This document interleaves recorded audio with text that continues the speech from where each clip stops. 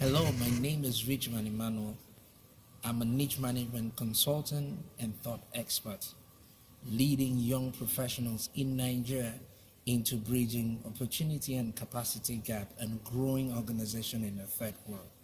Today, I'm going to be discussing with you on 6 major keys, or call it skills or laws, that will help you connect to anybody as a marketer, sales rep, or even if you're job hunting. A lot of people fail in life, a lot of people fail in their careers because they lack some of the skills.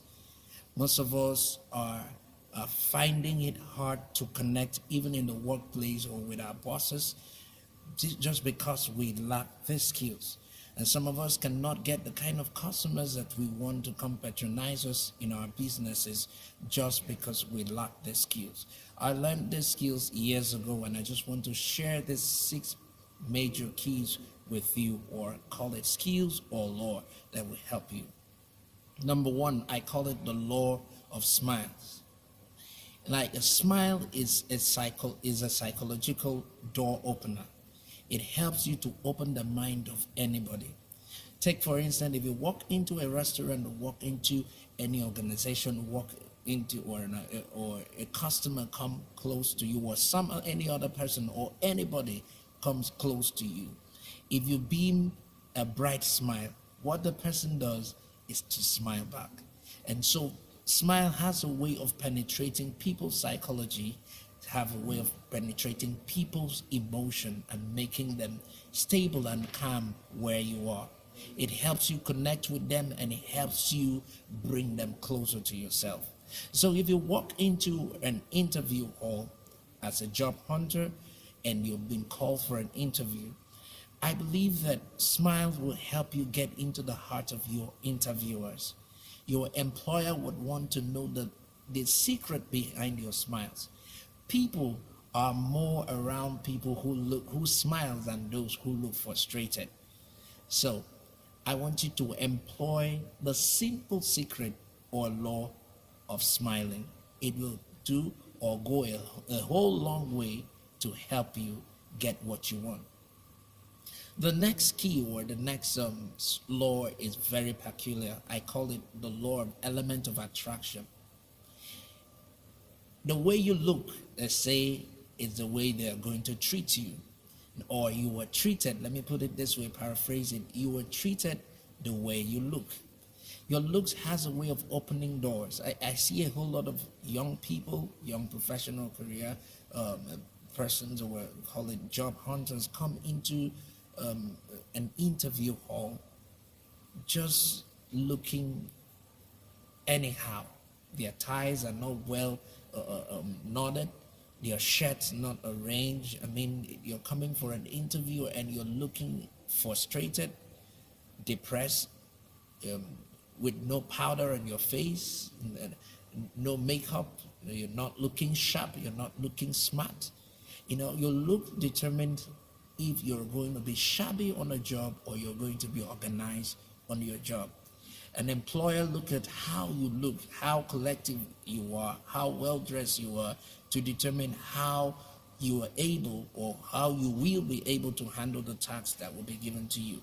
For instance, as an engineer, you don't go wearing tie for an engineering interview. You go with kits that will show that you are ready for the job. If you're admin or going for any admin interview, you need to look corporate.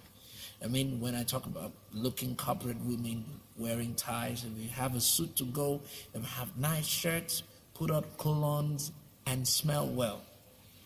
These 2 factors will help you get the heart of your employer, or even attract your customer to you. Your looks determine who stays around you. The way you look attracts the people that want to look like you. And so it's a secret that you must deploy. The third one is the law of confidence.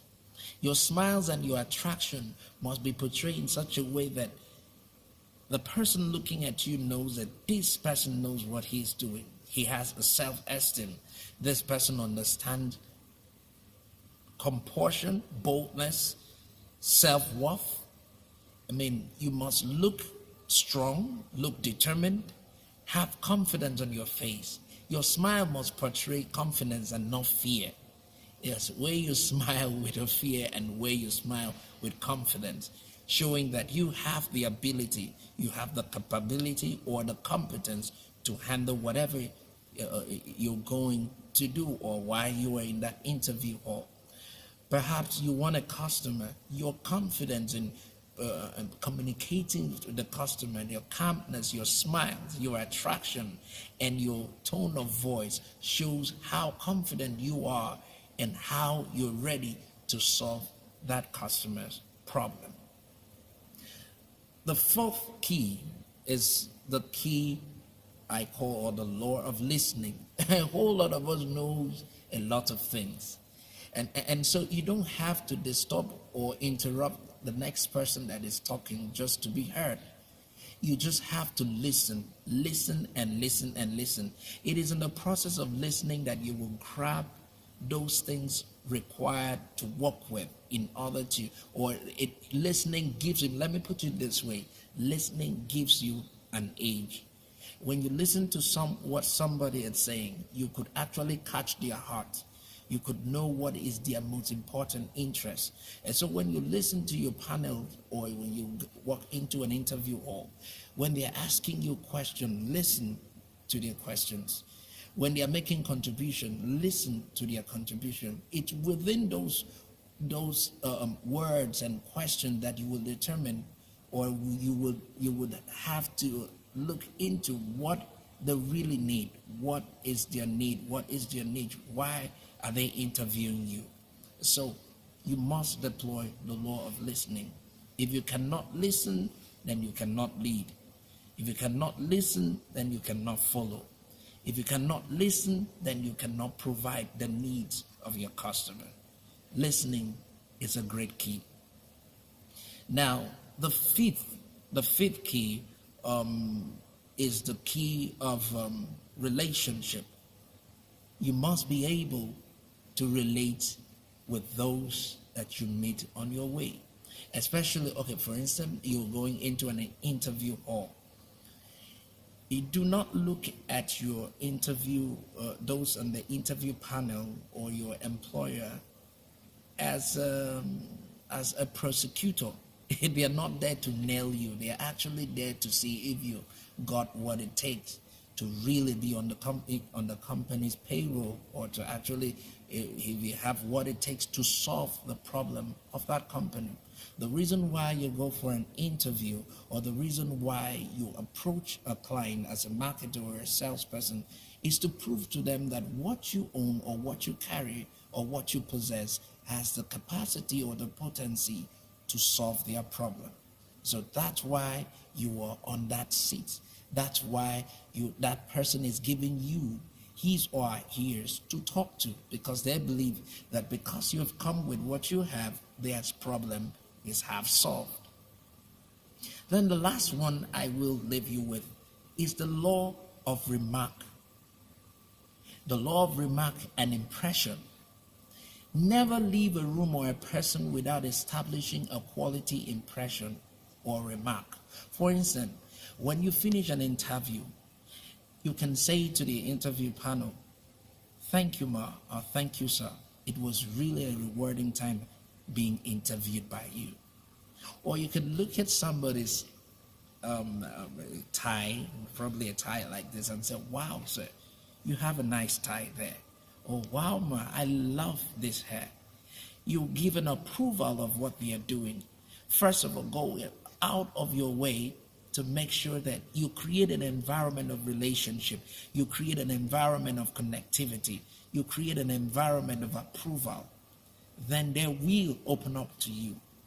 These are secrets or little things that probably we know, but we don't consider them as major things that will turn our lives around or connect us to the best persons.